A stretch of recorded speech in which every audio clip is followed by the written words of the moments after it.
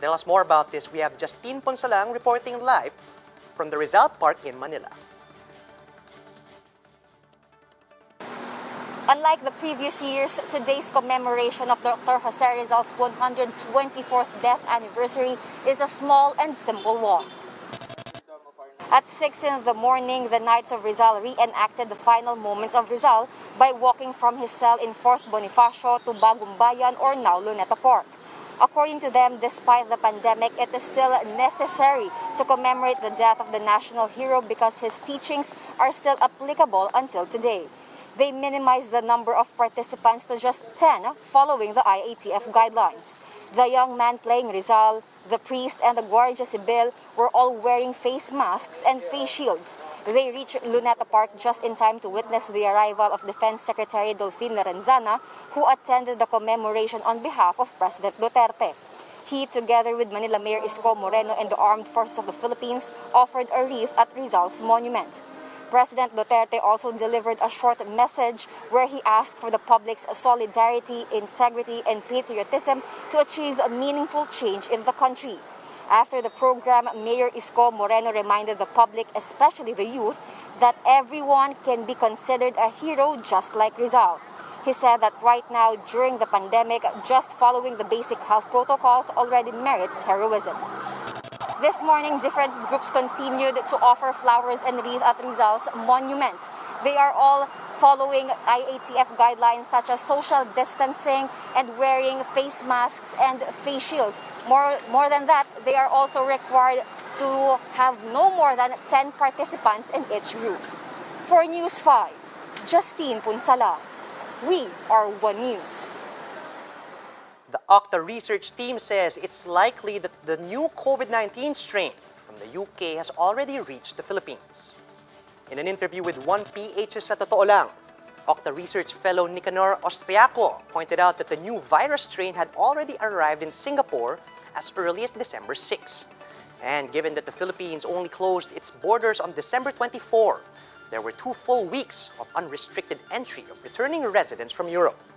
He further explained, though, that this does not mean that the new variant has likely spread to a lot of Filipinos. But it still makes sense to lessen the number of arriving passengers who could infect more Filipinos with the new COVID strain. Austriaco says the real challenge lies with not how many people we are banning, but the quality of our quarantine measures for those who have already arrived. It doesn't matter if it's a new variant. After 2 weeks, it will be dead.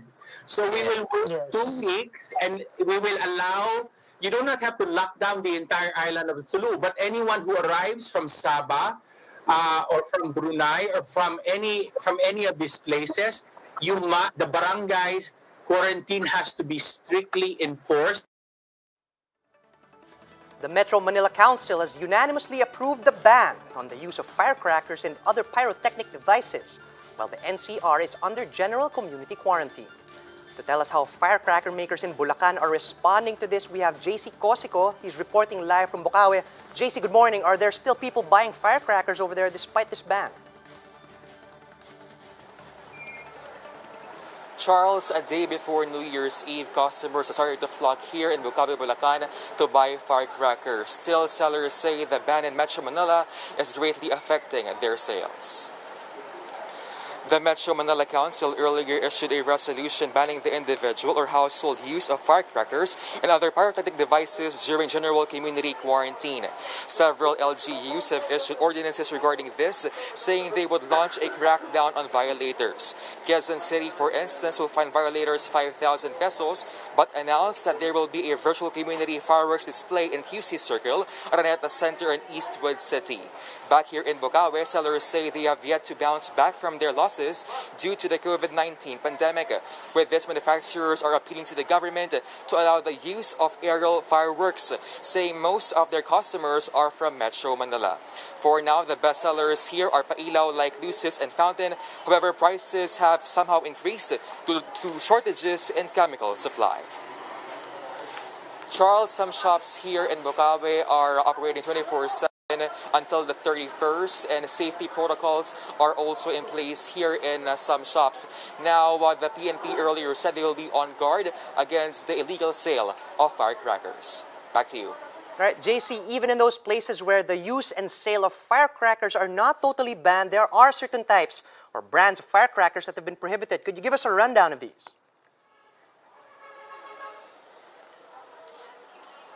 Charles, the illegal fireworks or firecrackers, which the PNP said they will be on guard against, are the Watusi Piccolo, Pop-Up, 5-Star Plapla, Lola Thunder, Giant Bawang, Atomic Bong, among others. Charles.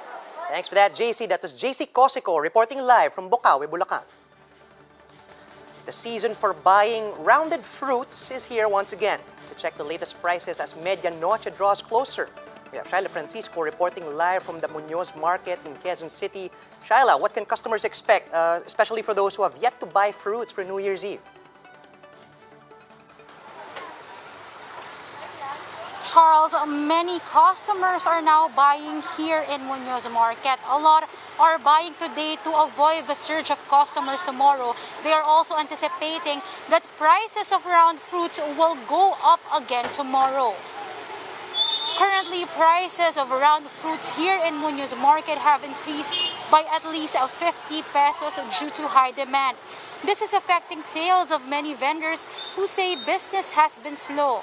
Some are already providing discounts to sell their fruits, while others are selling beyond the designated area. Since there are a lot of customers now, social distancing is barely observed. That's why some local officials are here to remind all retailers and customers to follow health protocols and saying they may issue tickets to erring retailers. Charles, to those planning to buy round fruits and have a tight budget, the Agriculture Department advises customers to check their Kadiwa stores. They still have a lot today, and to check online groceries or online supermarkets and stores for cheaper prices. Charles? All right, regarding that suggestion, how can customers actually order from the Agriculture Department's Kadiwa stores?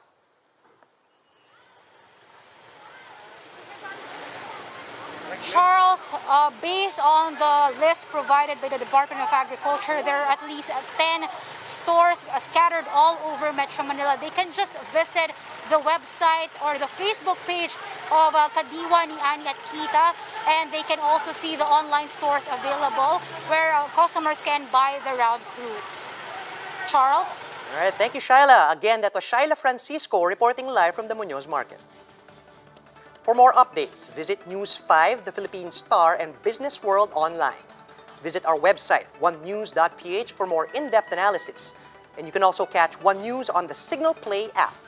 Register for a free account at www.signalplay.com and stream One News live anytime and anywhere.